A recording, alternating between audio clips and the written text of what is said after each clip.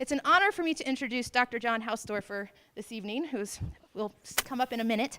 Over the past few years, I've gotten to know him as a colleague and a collaborator on a number of environmental education projects here in Western Colorado.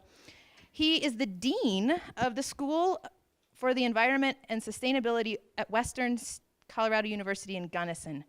And where there, he serves as the professor of environmental sustainability and philosophy. He's also a fellow with the Center for Humans and Nature, which is based in Chicago.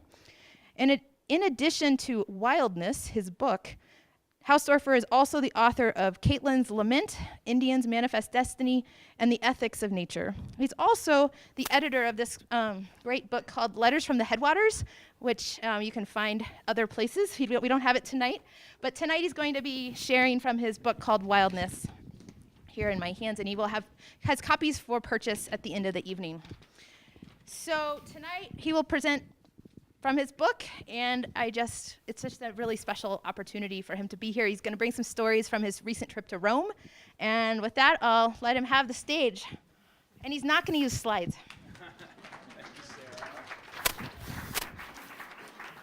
Thank you so much to Sarah and to ACES and to Wilderness Workshop and to the Roaring Fork Audubon and to all of you for coming out on a beautiful winter night. Let's hope there's some snow soon, maybe this weekend, right?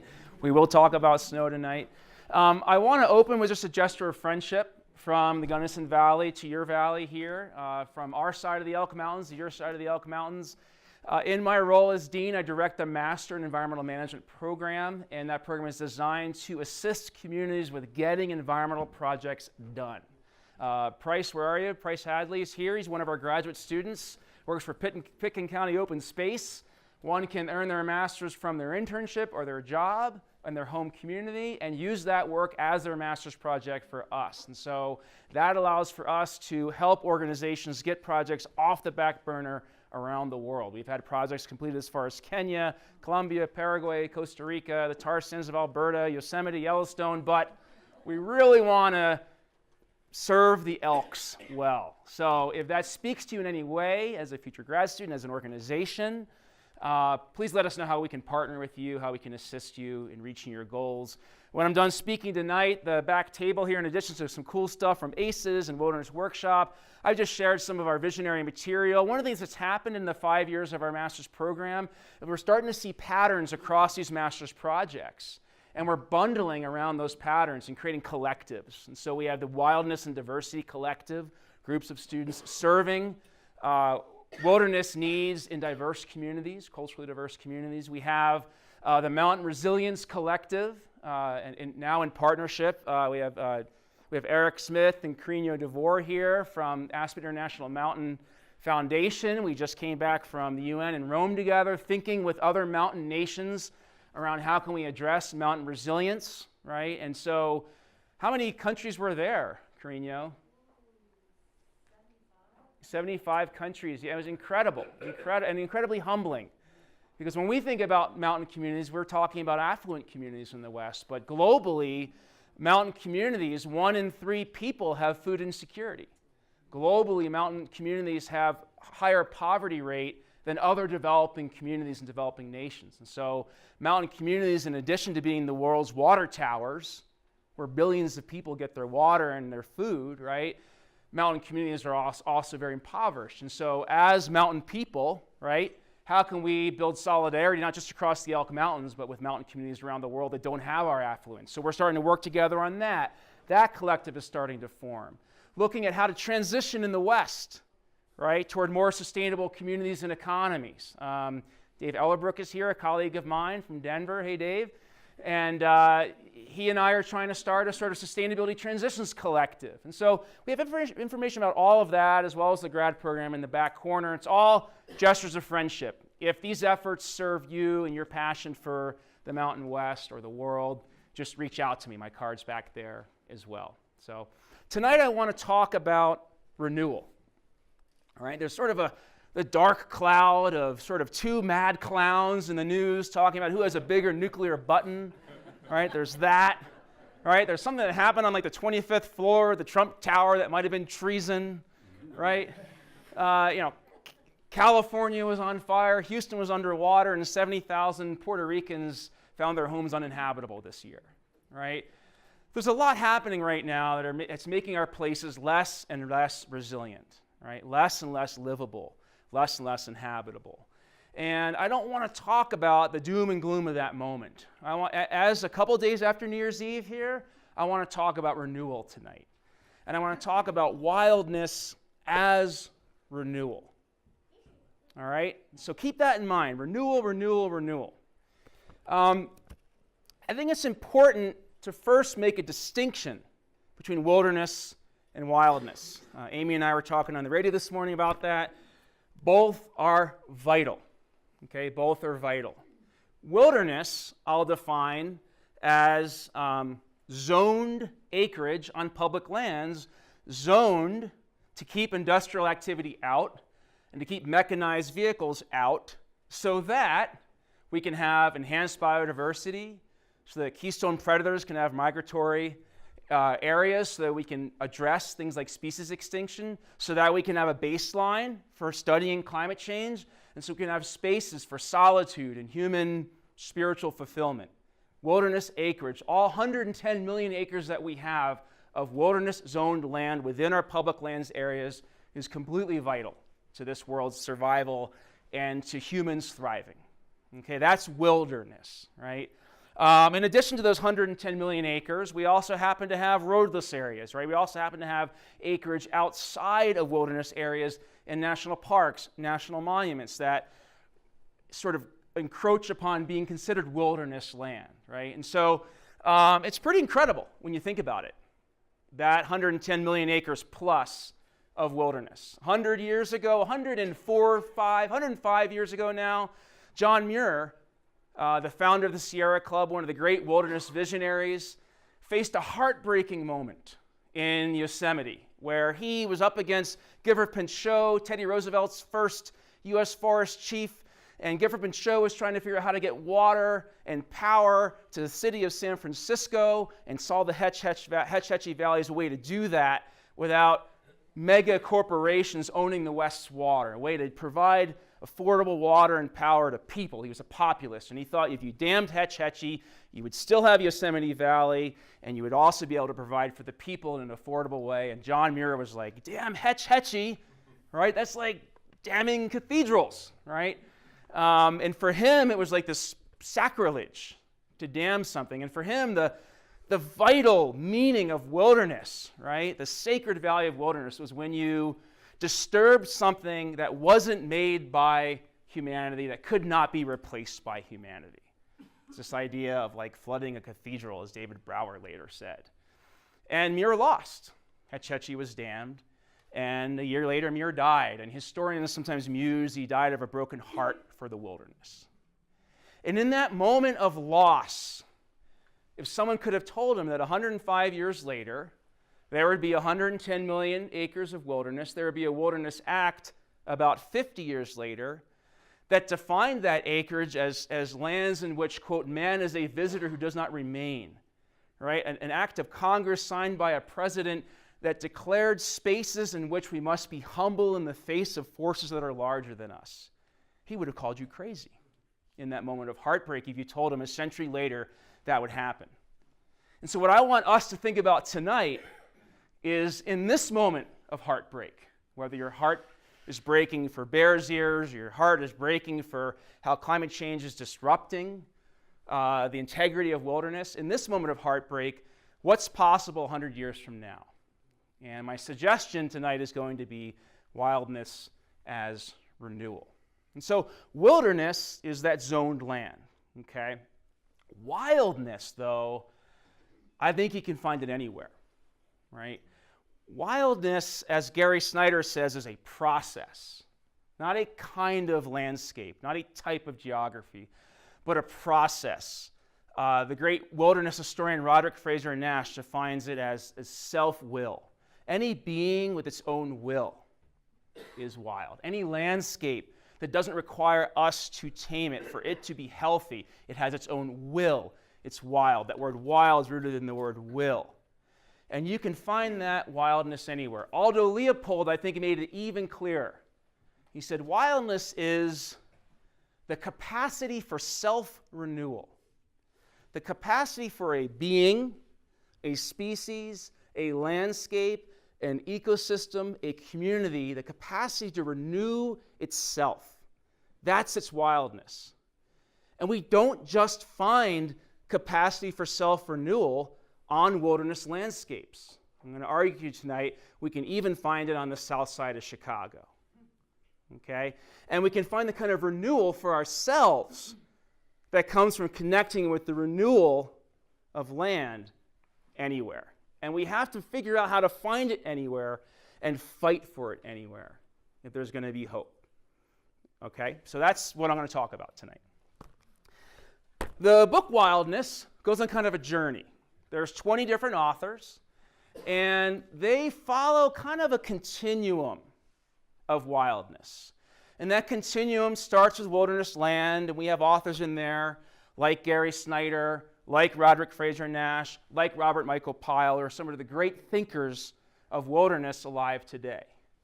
Moving down that continuum, you have working landscapes like ranches, and we have Joel Salatin, Courtney White, to think about that kind of landscape and how people on those landscapes can co-create wildness. And then moving down the continuum of sort of farming landscapes. Devon Pena, Wes Jackson, thinking about how the production of food also produces wildness. Moving all the way into urban areas where we have people like Michael Howard, Mistinguette Smith, Vandana Shiva, all talking about wildness in more urban spaces. So what I want to do tonight is kind of walk you down that continuum a little bit and share snippets from each essay that give you a sense of where is wildness in that spot in the continuum, and then we'll pause and think, what kind of renewal is happening there? What kind of renewal is happening there? And at the end, we'll think about how to connect them all. So I want to start with my own words, and since we're all hoping for a thriving ski season, the renewal of our snowpack, which is the basis of the renewal of everything, I'll open with a little bit of a ski story. Okay? February in Colorado's Elk Mountains can bring the sunshine that inspired Crested Butte's infamous naked skiers, or it can drop 10 feet of snow in a week. My 7-year-old daughter Adelia and I ride Crested Butte's high lift to the head wall at 12,000 feet. We look toward the Maroon Bells Wilderness area that divides our quiet valley from the buzz of Aspen. 16 miles, yet a 4-hour mountain drive to the north. Shafts of sunlight sneak through the beginning flurries of a predicted blizzard. The sky is wild, with a will of its own, indifferent to mine. I feel compelled to take in the 360-degree view from Headwall, scanning the Fossil Ridge, Ragas, West Elk, Maroon Bells, Powderhorn, and Uncompahgre wilderness areas, all visible from our 2-mile-high perch. Adelia, looking down upon these wilderness areas that she hikes with me every summer, asks me what wilderness is. Having spent much of my career studying the wilderness idea and having spent the previous week reviewing essays for this collection, I still do not have a good answer. So I have to warn you, you're about to hear a barrage of questions going on in my head before I answer a 7-year-old. If you've read the book, the questions will make more sense because I reference every author in these questions. So bear with me. Knowing that kids understand more than we realize, I wonder where to begin. Do I detail Robert Michael Pyle's entire continuum from his Denver ditch to the far reaches of the unknown? Do I explain the differences between wilderness, land zoned to protect habitat, to reduce human industrialized and mechanized presence, and to offer inspiration for those humans who can and want to seek it, versus wildness, any self-organizing, self-renewing being, community, or system?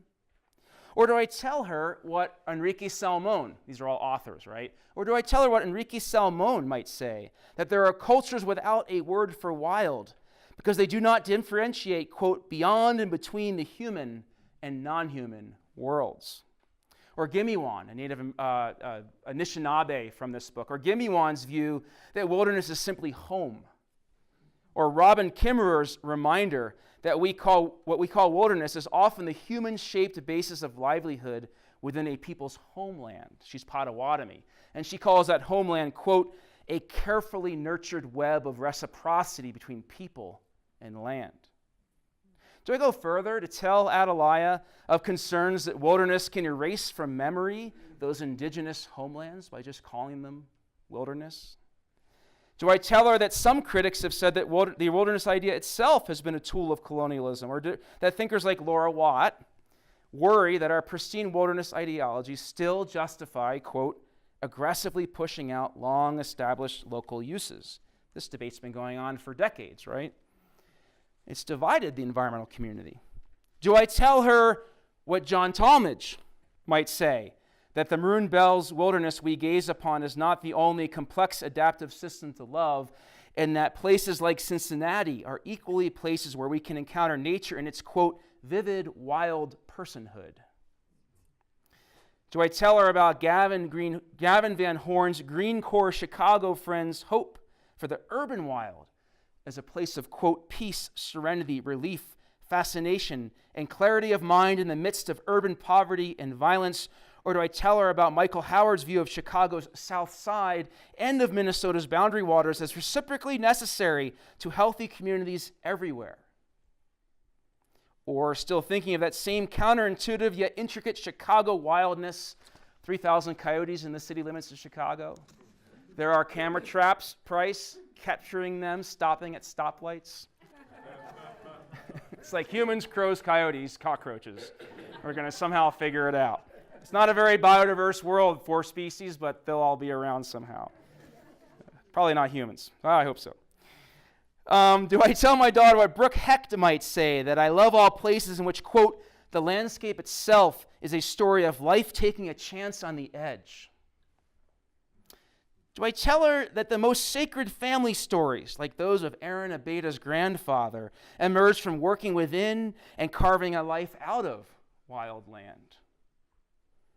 Do I tell her what Rob Dunn might say, that the wild and, quote, belligerent gods of rebirth come to life as much in Adelia's backyard compost pile as in the subalpine forest sweeping below us?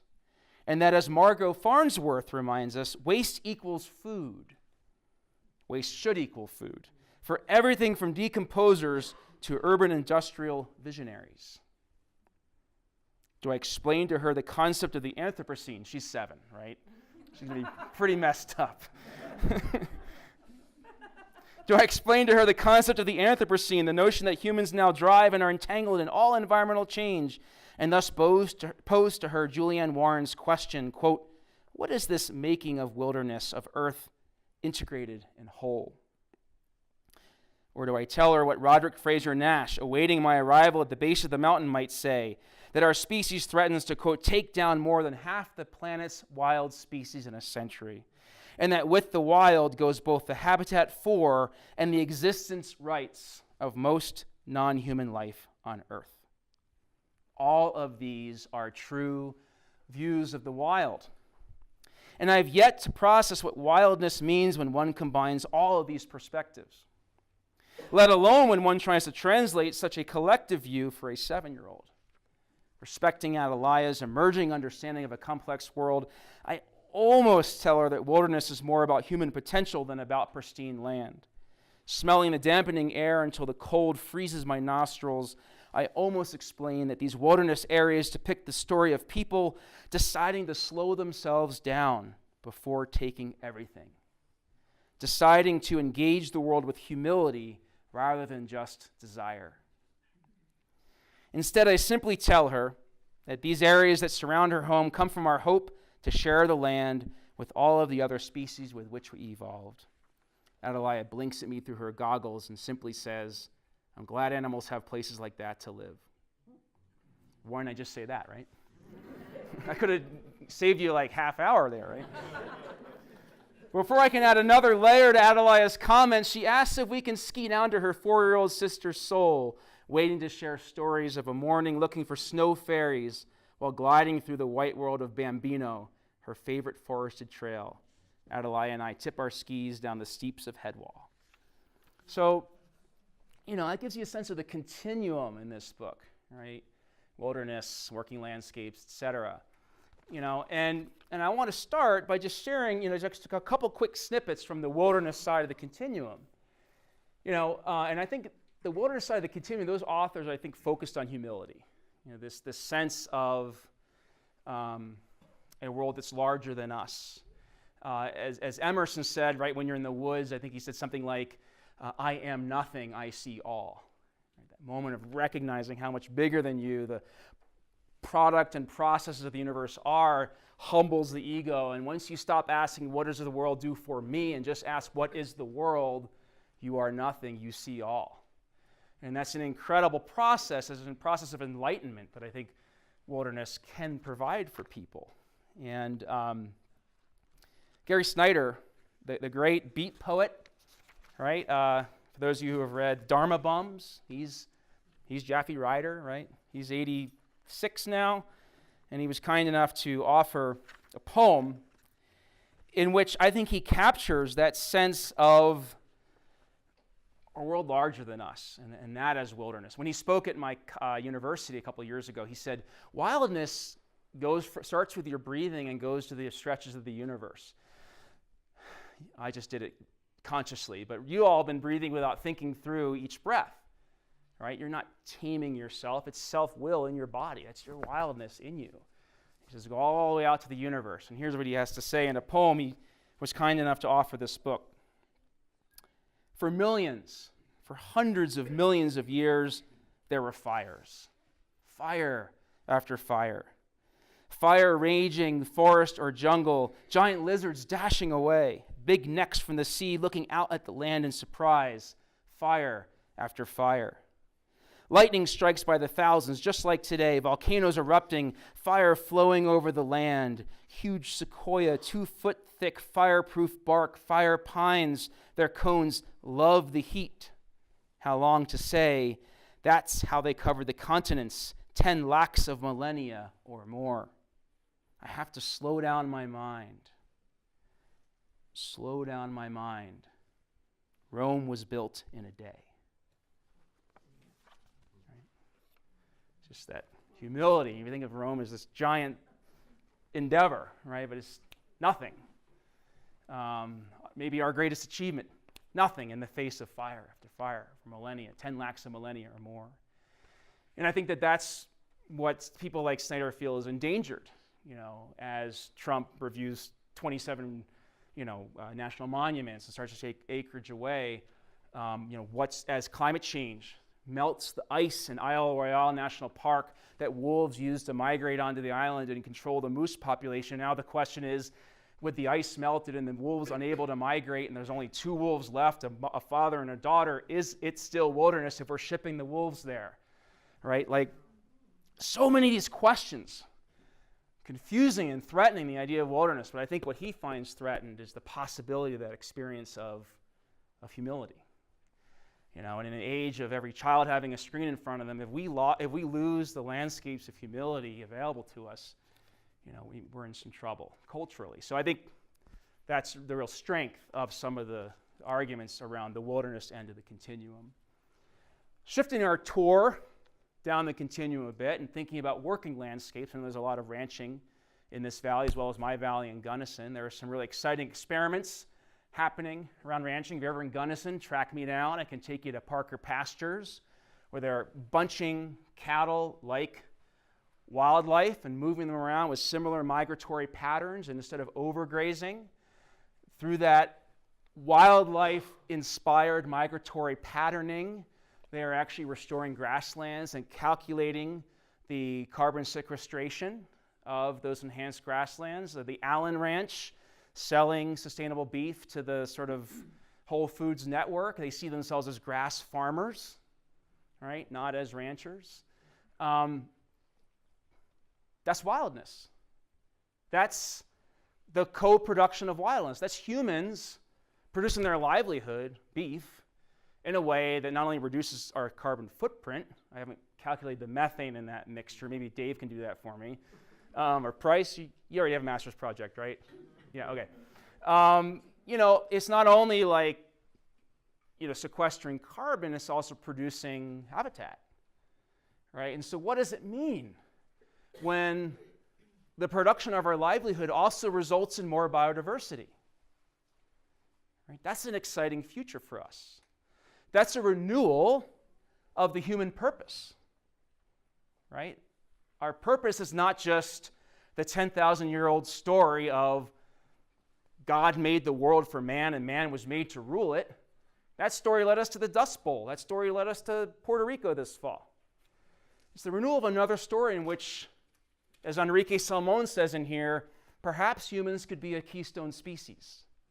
A species that, through the production of its livelihood, allows for biodiversity and other species to exist elsewhere. What would it mean for us to have a vision of wildness everywhere in which we tell a story of ourselves, where we're co-creators in partnership with the more than human world, co-creators of wildness? How's that a new story for us? You think of the rhetoric of the last 40 years in the environmental movement, it's not very inspiring in a lot of ways. They're important tactics, but not great strategies. Leave no trace.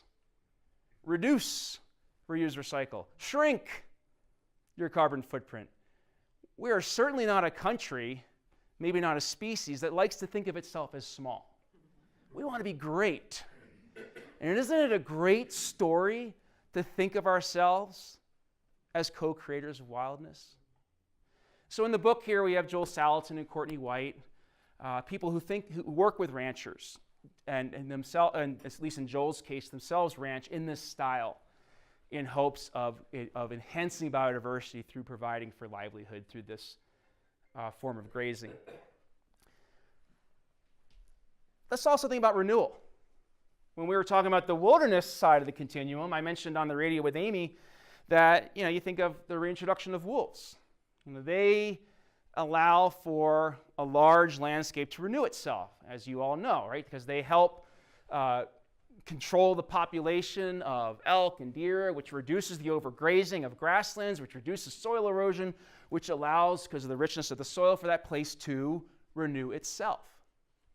Well, when it comes to renewal and wildness on the ranching landscapes that I'm talking about, it's not just the grasslands that are renewed. It's not just the habitat that's renewed. The possibility for a rancher to continue a way of life in a place is renewed. The possibility for a ranching community to build solidarity with the climate community, maybe find some extra funding to get their work done, right, is renewed. Moving down the continuum to farming, right? I'm lucky enough every summer to fly out and work with Wes Jackson from the Land Institute in Kansas. If you're not familiar with Wes's work, I think he's a visionary. He's a MacArthur genius, and he earned it. He's developed a perennial polycultural system on the former prairie of Kansas. And what Wes says is, we'll never restore the prairie as the prairie. You will not lift up the fences of the West and replace them with the diverse Native American cultures that were necessary for there to be a stable population of 30 million buffalo, which allowed for 250 plant species per acre, which allowed for deep roots and the sequestration of carbon and the filtering of water and the stabilization of soil and the providing of biodiversity and human livelihood. He says that's not going to come back.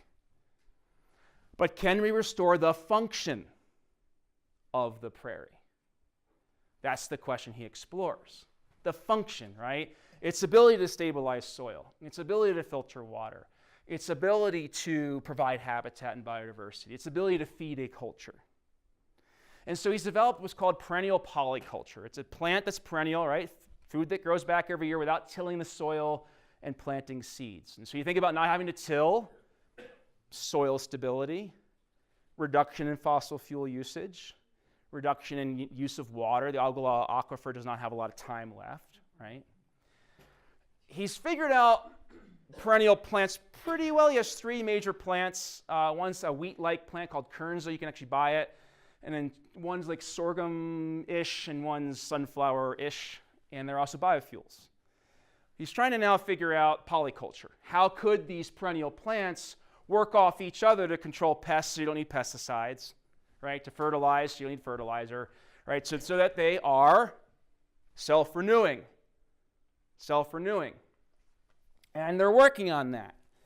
And so if you think about Wes Jackson and his work, there's, again, this co-creation of wildness that's possible if we rethink our story, right? And it's not just the renewal of the function of the prairie, right? It's also the renewal of the capacity of a people to continue a way of life in a place. They're giving up on certain aspects of a way of life. The story of rain follows the plow, extinct, has to be extinct, right? The story of the frontier, where there's always another place to exploit, so you don't have to take care of this one, extinct, has to be extinct, right? But what can be renewed there is a capacity for people who've been on that land for generations to stay there in a way that produces food and fuel for a society and restores the function of the prairie. Renewal, renewal, renewal. Right? Happy New Year. Right? These things are possible. Let me share with you a bit from the book again, and then we'll move down the continuum, and then we'll finish up and maybe talk a little.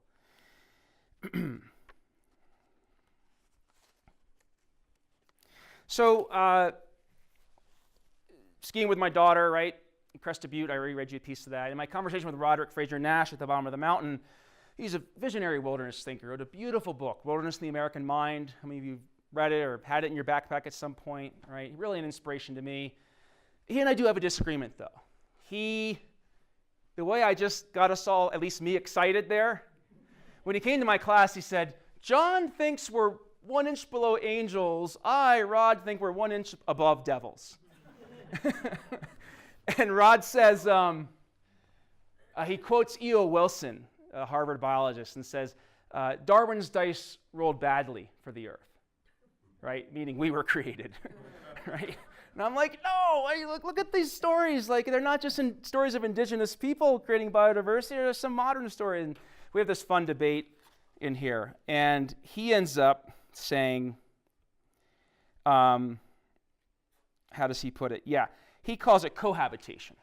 We can have cohabitation with the earth if we create what he calls an island civilization. He says, let's talk 1,000 years from now, John. He's like, my dad grew up in horse and buggy America. I fly around the world on a jet. So 1,000 years from now, food, water, energy, no problem. We can have these island civilizations where we live well together, and every other inch can be wilderness. He's like, wouldn't that be great, John? And I say, yes and no. I think we're capable of better than just making ourselves smaller, doing less bad. And so he calls it cohabitation, right? Us and our islands, wilderness and its wilderness. I talk about co-inhabitation, right? We can be co-creators of wildness. I still will fight for the 110 million acres of wilderness we have. I still would push for more acreage. But in terms of our best idea 1,000 years from now, it's not just more acreage. It's a new story for us. It's co-creators of wildness. So I want to share a bit of that debate with you, and I'll mention Wes Jackson in here, and then we'll move to the next part, stop in the continuum. I finished the bus ride to Crested Butte and ski one of my favorite stashes of fresh powder on a trail called Morning Glory. The snow is deep yet light, and the steep trees behind the spot where Adelia and I stood yesterday. Knowing this is one of Rod's favorite trails, I look for ski tracks to see if he's been here today. He's 78, still skiing, right? He's run the Grand 72 times on like a wooden dory. Yeah. All signs of skiers from weeks past are erased by blankets of fresh snow. Powder days tap into a deep cultural mythology, not unlike the unreal lore of pristine land. Skiing the first turns after a storm summons primordial feelings of being the first human on earth. And I experience this anew, dropping into snow up to my waist with each turn feeling as if I'm walking down clouds. That only happens tellying, by the way. I ski to the lodge. My thawing fingers tap my thoughts into the phone, replying to Rod's email. I like your term cohabitation a lot, Rod, as a tactic for protecting current wilderness areas. But what does that look like as a global strategy for the future wildness of the planet? One post-industrial example that fits my terms of co-inhabitation and co-creation through shared self-will is Wes Jackson's work at the Land Institute in Kansas. As you likely know, he's developing a perennial polyculture that restores the prairie's self-organizing ecological function while providing food and fuel on a major scale. He believes this new food system by end of century will require and cause a revolution of ecological consciousness, because in order to operate that system, you better know your ecology, right? So Jackson's vision is it's not just a new kind of food or a new kind of fuel or a restored function of the prairie, it's a new mindset for humans, right? He believes this new food system by end of century will acquire and cause a revolution of ecological consciousness beyond its accomplishments of reducing soil erosion, pesticides, carbon emissions, etc. The potential is there for a co-creative partnership that could result in more self-will for the land, rather than a new version of control. And Rod responds by saying, how's that any better than saying some slave owners were nice? You're still taming the land, right?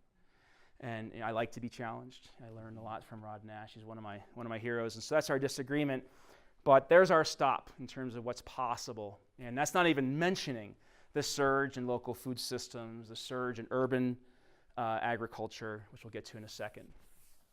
Again, renewal, renewal, renewal. Renewal of ecosystems function, renewal of people in that place, right? Urban landscapes, our final stop on the tour. I know there's suburbia, and there's a beautiful essay in here written by a woman named Margot Farnsworth about the carpet company Interface Carpet that's like carbon neutral and has done incredible things with water efficiency and water quality, and have become real environmental advocates in the Atlanta area, and how through the suburban landscape around Atlanta, they got this vision of from the woods in around those suburbs for a new kind of carpet.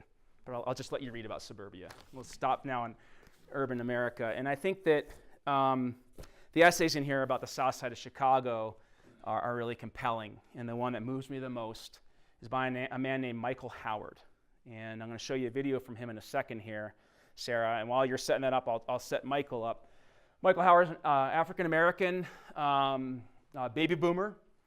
And he's a descendant of people who came to Chicago from the Great Migration, pushed out of the South by the violence of slavery, the violence of Jim Crow. And his community in the Fuller Park neighborhood of Chicago is the most violent neighborhood. This is the neighborhood that Spike Lee calls Chirac, right? Yes. And he was sitting at home one night as a financial advisor, but still in his home community, refusing to leave. And was watching TV with his wife and saw a report about a Nightline. Remember Nightline? About his dirt under his feet, his community having the third most lead-contaminated soil in the country. And it had a toxic waste dump. It was also a site of drug deals and violence for gangs. Bodies were dumped there, things like that. And, no, not that one, sorry. Go back. Scroll. Go to View More. Down in the middle, yep. Michael Howard. Yep, so I've made about 9 videos to go with the book. They're all people from these chapters. It's on humansandnature.org/wildness. Yep, and so all the videos are on here for free. They're about 10 minutes each. We're not going to watch all 10 minutes. Oh, Michael Howard, and then go to 424 once you get into Michael Howard. And so he pushes the city of Chicago to clean up this soil. And imagine the fight that took, coming from a black body in a neighborhood that had been historically easy to ignore, right? And he successfully did that.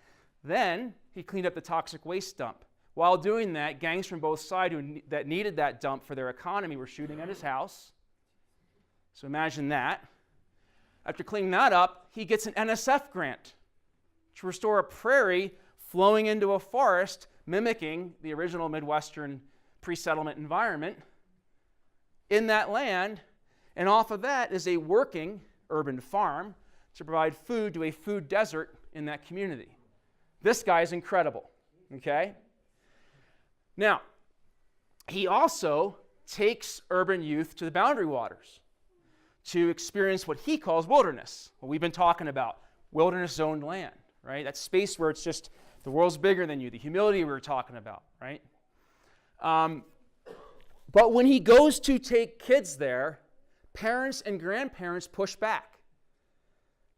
And he'll talk about that here, because when they think of the woods, they think of family stories of people being hanged from trees in the South. They think of family stories being people being chased by dogs while trying to escape from slavery. And as I said to Amy today on the radio, the woods for me is a space of liberation and transformation. What does it mean when that same kind of space is a trigger of deep cultural trauma for fellow humans and Americans, right? And so we have to think about that when it comes to renewal. We've got renewal going on here, right? And wildness. He's restoring the prairie. He's restoring a forest there. He says red-tailed hawks now circle his neighborhood. Coyotes are hanging out there, right? So renewal, absolutely. But how do you get renewal to happen when that's the story of his neighbors when it comes to the woods? So I asked him about that fear, and it starts on 424, Sarah. I'll do my best to get that to happen. But we're Yeah. gonna push play and get started. I can do it, and you can hit the lights. Oh, you can do it. I'll hit the lights.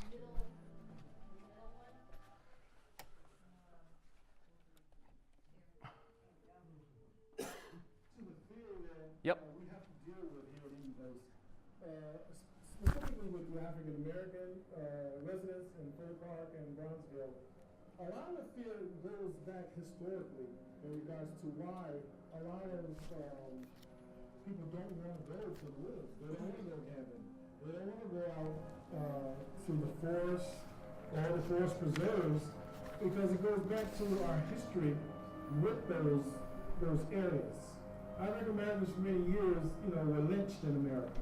And so African Americans, especially prior to the baby boomers, and even the baby boomers had experience with lynching, when they see a tree, it's not a positive reinforcement for them.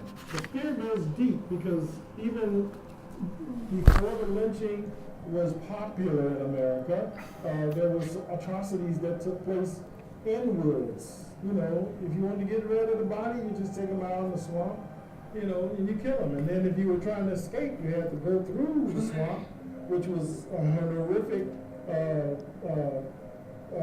journey for a lot of people trying to escape slavery. And so if you had to go through these swamps and these bayous of the South and these bug-infested forests trying to make it north, the last thing you want to see was another swamp, another forest, and you ingrain that fear in your children. It's like kids when they see a spider and they jump. That's a learned fear. And so the fear of the woods and the trees is a learned fear from the grandparents and the great-grandparents that transferred that fear onto their children. It's like, baby, we don't go to the woods. Baby, we don't hang out in no trees. We're going to go somewhere, we want some open grass where we can see. And so learned fear, ingrained generational, is a hard thing that we have to battle here. But I'm going to tell you, that's why we use fun so much here. That's why we try to engage them in activities in the outdoors that they will say, oh, okay, I'll try it. And then we will act like we're not paying any attention, but we're very carefully trying to make sure that experience for that family or for that child or for that adult is a positive one. Eden Place Farm Project, it has had some challenges. Getting people to work land, again, has been an uphill battle. The first thing out of their mouth, oh, no. We don't do that slave labor no more. Because learned connotation and historical, we worked 300 years for free on the land. Who wants to do that again? But there are benefits that we can take advantage of today by returning to the land. You stay pretty healthy working on the land, okay? Health-wise, you eat healthy if you're growing your own food. That was May. Are you going to purposely poison yourself? No, you're going to grow the best food you can for your family, okay? Spiritually, basically, you get an appreciation for the soil. It's like, man, you pick up your soil and, oh man, my soil is suffering. I got to do something to heal my soil. That's a real farmer, okay?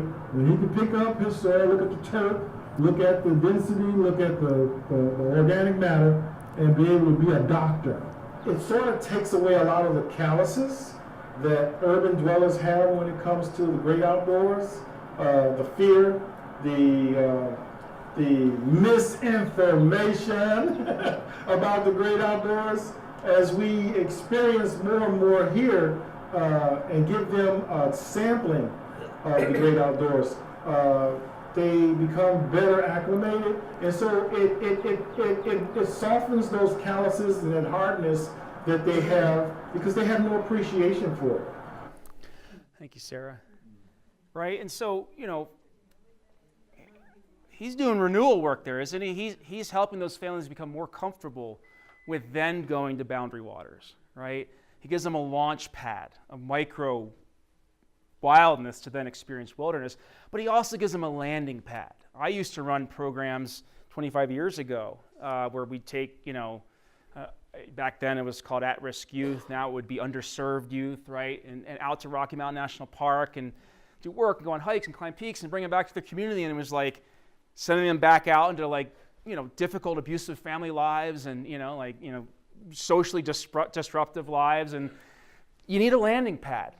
Right, and he has that as well, and it's a landing pad of wildness. And so through the renewal of just that little bit of acreage, he's renewing families that are still hurt from these stories of violence that started in the South. Right, and I think that to me is the most inspiring story of wildness as renewal offered in the project, as much as I am personally moved by wilderness. And it's incredible, the cultural diversity of different views of the uses and abuses, the dangers and benefits of wildness.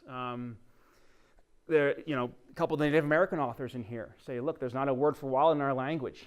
Y'all imposed that word on us when you told us our land wasn't ours, right? Andres Esparza, who runs Latino Outdoors in Wyoming, is one of our MEM graduates. He worked very closely in his master's projects with the Latino community of Montrose, right, and found very different. And for them, what they want from those spaces are places to gather large families, right? A student of mine years ago, her grandmother was a Holocaust survivor. And when she was 8, the grandmother, and at the end of the war, as many of you know, the Germans were acting desperately with the Russians coming in from one side, the Allies coming in from the other side. They were moving people from camp to camp, and her grandmother as a child was with her parents still, and was being moved across a steep slope. And this must have been planned out. But when the guards looked away, her mother pushed her down the slope into the woods, and there were people, an underground group of people living in the woods that took that child in. And her parents did not make it, and she made it, moved to the U.S., and then every Sunday took my student hiking in the woods. Sacred for a very different reason than why it is for me, right? Healing in a way that it's traumatic. Healing for them in a way that's traumatic for the people Michael's working with. And so when we talk about wildness, it comes down to figuring out how to engage diverse cultural communities with how to find it and fight for it everywhere, right? And if we're in this room tonight because we care deeply about wilderness-zoned lands, Andres Esparza, my grad student, will point out by 2050, this is a good thing culturally, by 2050 we'll be a majority-minority country.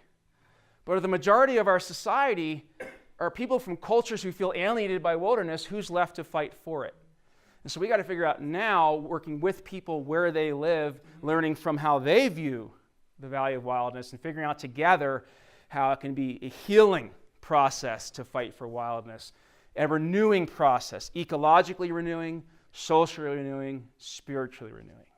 So I'll close tonight with a final thought on the power of that renewal and the power of what I was saying earlier about John Muir, and how to him 100 years ago he would have called us crazy if we said after the failure of Hetch Hetchy that we'd have all this wilderness acreage. It's still under threat. We're seeing Anwar now, as with the new tax bill, that's now going to be exploited rights. I'm not saying the fight's over at all, but what's our version of that 100-year vision? And I think it's a new story. This new story of humans as partners with the more than human world in Co-Creating Wildness. And Vandana Shiva is an author from India, and she works with farmers who've been displaced by 75 years of development, to the point that 250,000 farmers in India have taken their lives in the last 20 years. And she created a farm where they can come back and reskill and reconnect with the power of land and talk about the opposite of renewal, 250,000 suicides. So she's trying to reconnect people with their original farming practices to help renew how their original ecological relationships were created and renew their own way of being and their own lives. Here's what she has to say. I'll end with her. When I talk about the infinite creative energy of the universe, I am talking about Gaia's self-organizing energy and the creative human energy to work and to produce, to organize, and to transform. In India and around the world, this human energy has helped cultivate the self-organizing energy of the world. In particular, the creativity, innovation, and decision-making power of women, who still produce 80% of the world's food, has significantly driven the world's biodiversity. The majority of the 80,000 plant species that humans have cultivated have emerged from the self-organizing living energies of women. In other words, if we're going to redefine wildness, we have to simultaneously redefine humans as co-creators of wealth with nature. So let's not just be dragged down by the really disheartening, disturbing examples of social, political, and ecological tyranny we're seeing around us. Let's figure out how we can work together with all human cultures and the power, the creative forces of nature to create livelihoods that renew biodiversity and in turn renew our purpose on this planet, which is to co-create wildness. Thank you.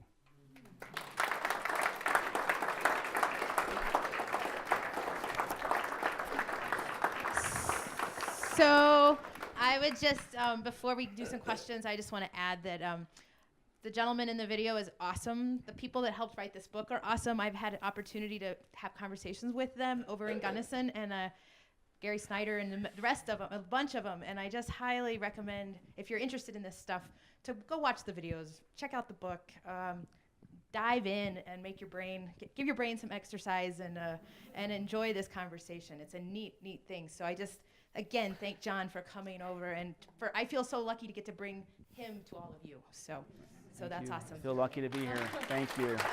And so with that, we have time for a few questions. So please, I'll bring you this microphone. As a reminder, it's to be recorded for grassroots, not to amplify your voice.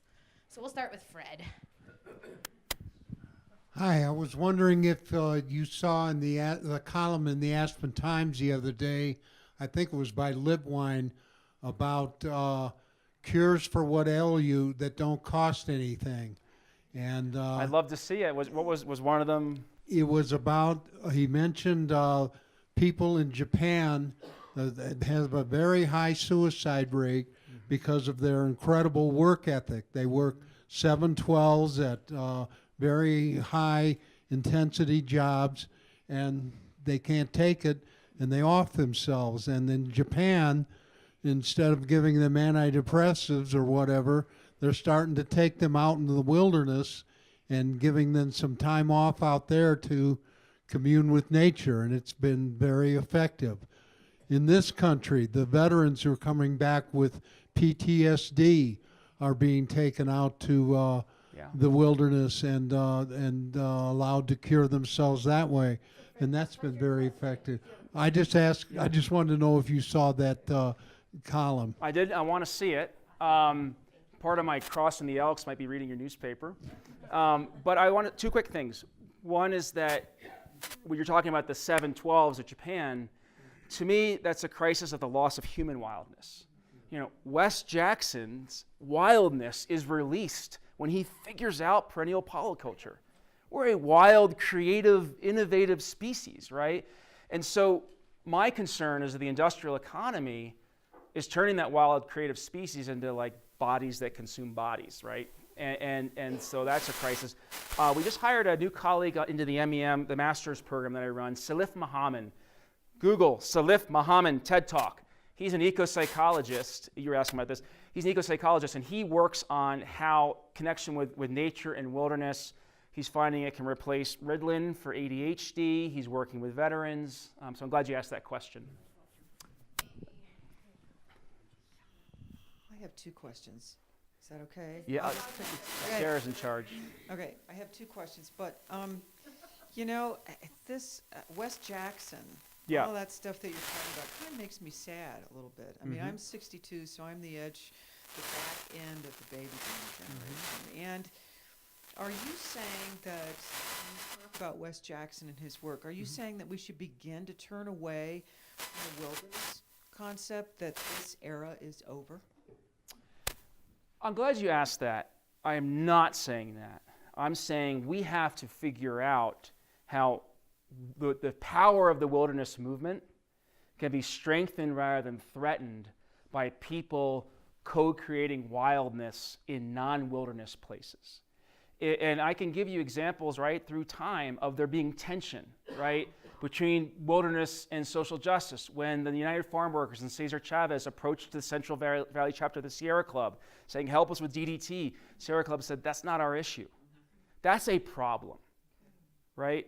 And so I'm looking for, to me, environmental justice, Michael Howard in Chicago, working landscapes, Wes Jackson, and wilderness, the 110 million acres that were fought for, those 3 corners of a movement brought together in solidarity would be unstoppable. That's what I'm looking for. Yeah. Okay, goody. I'm wondering if the generational fear that, what was his name that he was talking, Michael Howard. Michael Howard was talking about the fear of going into the forest because of what happened during the slave era. And I hope this is an appropriate question, but I'm wondering if this might be part of the reason why it's difficult to get African Americans involved in the environmental movement. That's been an issue with a lot of the big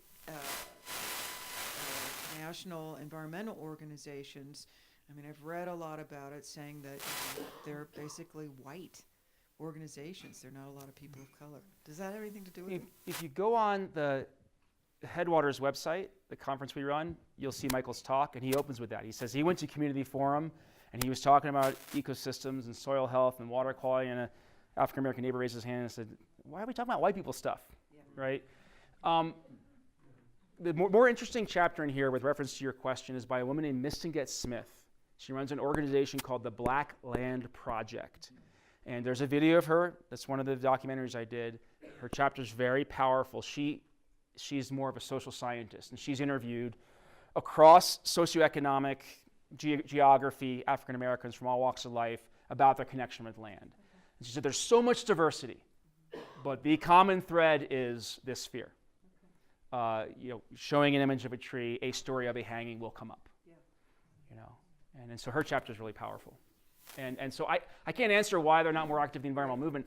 I think it also has to do with how we talk about issues, right? Like, I'm bearded white hiker who moved from New Jersey in 1992 to find better snow, right?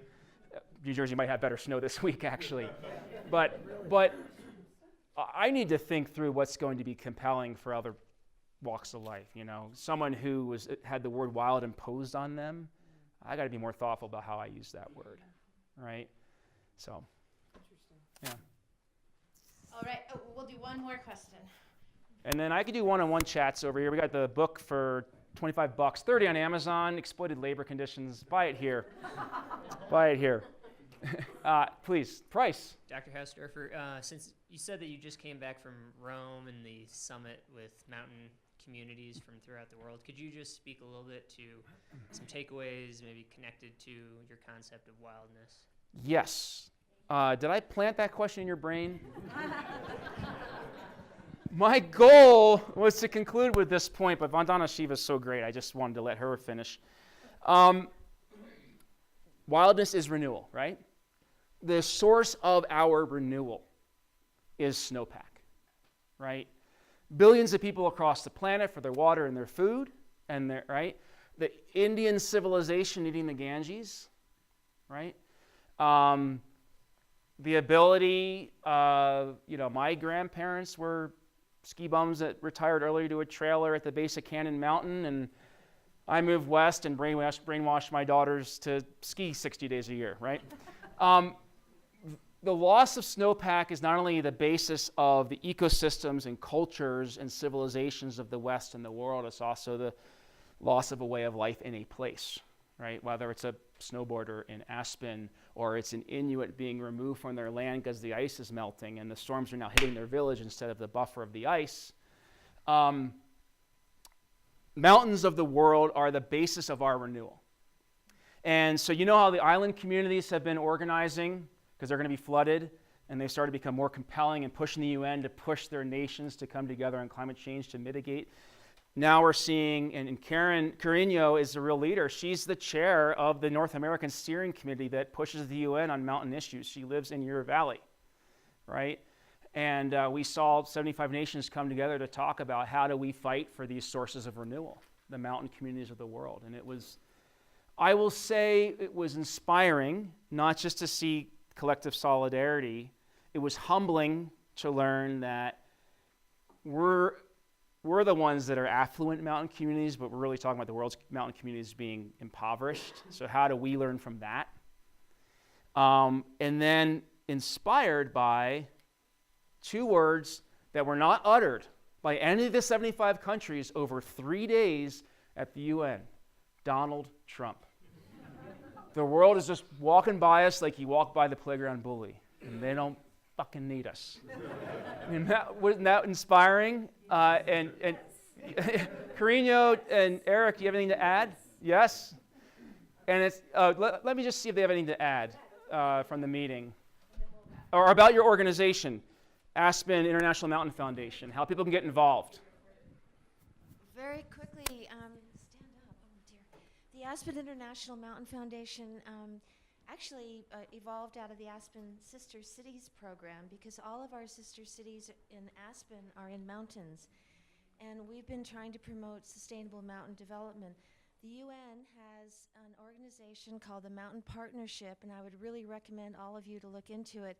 It is a collective of mountain advocates for water, for biodiversity, for culture, for all the issues that John's been talking about. And we're really, most of you should at some point be involved in this and know more about this organization. But I think you should probably get a lot of information from the website, mountainpartnership.org. And you're welcome to contact me as well. Awesome. So with that, we're going to make a wrap. Thanks for coming. Have another cookie, and we'll see you next week with Ospreys. Thanks again to John.